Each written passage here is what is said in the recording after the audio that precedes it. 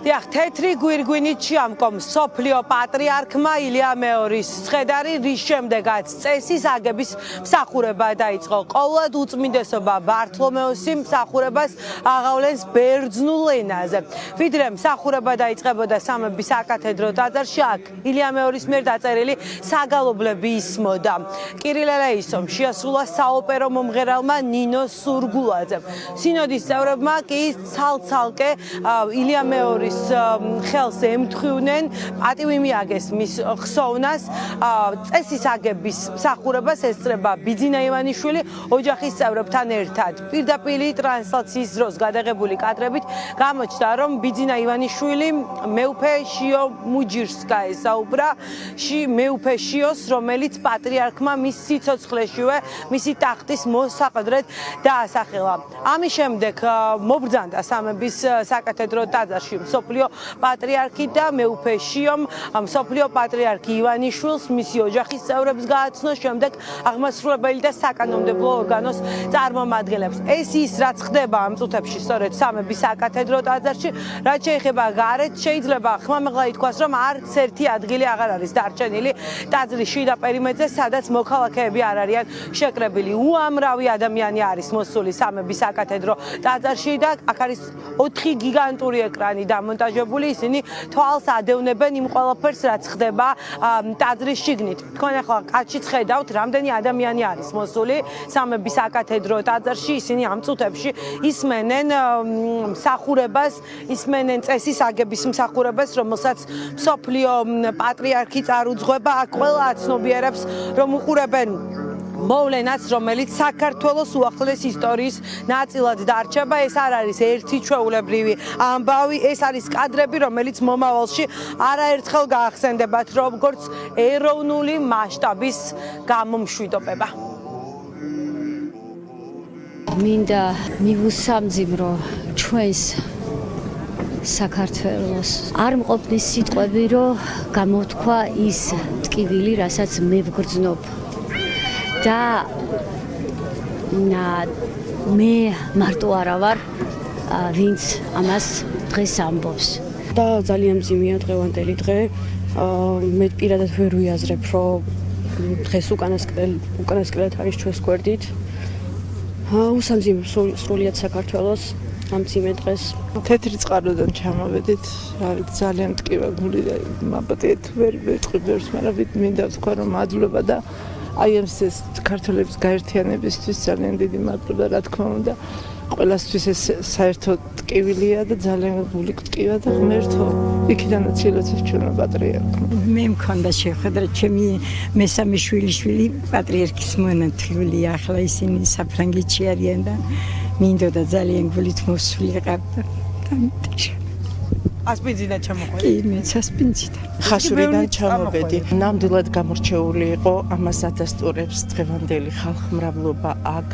მე ძალიან გული მწყდება პატრიარქის ამ ქვეყნიდან გასვლის გამო. ერისკაცობაშიც ძალიან ბევრი ადამიანი იყოს პატრიარქივით მაღალი სულის, თავმდაბლობის. რამდენადაც მძიმე დღეა, იმდენად სასიხარულო ზეცათა სასუფეველში ჩვენ გვეყოლება სამომავლოდ პატრონი და მფარველი. წუხვარ ძალიან, გული მეტკინა, რომ ეს უბედურება დატრიალდა. ყველამ უნდა დააფასოს მისი რამდენი ტვირთი გადაიტანა მთელი საქართველოს გამო. მართლაც დიდებული ადამიანი იყო და ნამდვილად შექმნა ეპოქა. დღეს მან რაც ეს შეძლო, მართლაც დიდებული არის, რომ ყველა აქ არის. ყველა რელიგიური ადამიანი აქ არის. და მართლაც მოახერხა საქართველოს გაერთიანება და მე ამ დღეს ალბათ მერაბ კოსტავას დავესესხები და ვიტყვი, რომ მართლაც დიდებული წამები არის დღეს საქართველოში. ილია მეორის ერი, ბერი და მხედრობა გლოვობს სამების საკათედრო ტაძრიდან სიონის საპატრიარქო ტაძრამდე პორტიო ყარაული დგას სამხედროები დროშებით ხელში მიაგებენ პატივს საქართველოს კათოლიკოს პატრიარქს ჯარისკაცებს ხელში უჭირავთ ხუთჯვრიანი დროშა თქვენ ნუ წარმოიდგენთ რომ დროშა რაღაც ნაჭერია და მორჩა არა მას აქვს თავისი ძალიან დიდი ძალა ამას ამბობდა კათოლიკოს პატრიარქი ილია მეორე საქართველოს ხუთჯვრიან დროშაზე და სწორედ ეს ხუთჯვრიანი დროშა აქვს ახლა ჯარისკაცებს ხელში რომელიც ასე ძალიან უყვარდა საქართველოს კათოლიკოს პატრიარქს ილია მეორეს სამების საკათედრო ტაძარში მყოფებიან სასულიერო პირები რომლებიც საუბრობენ რომ ილია მეორისთვის სამების საკათედრო ტაძარი იყო ერთ-ერთი ყველაზე საყვარელი და გამორჩეული ადგილი და ის ყოველთვის ამბობდა მის ეპისტოლეებში თუ გამოსვლებში რომ მოვიდოდა დრო როდესაც სამების ტაძარი გააერთიანებდა საზოგადოებას და შეიძლება პირდაპირ ითქვას რომ ბოლო 5 დღის განმავლობაში სწორედ ამას ვადევნებთ თვალს ერი გაერთიანებული არის სამების საკათედრო ტაძარში იმისთვის რომ პატივი მიაგონ და დაემშვიდობონ ერის სულიერ წინამძღვარს ეს ერთი კვირა თვითონ მეტყველებს, უტყვად მეტყველებს ყველაფერს. ყველა ქართველისათვის, მორწმუნე ქრისტიანისათვის დღევანდელი დღე არის ძალიან მძიმეც.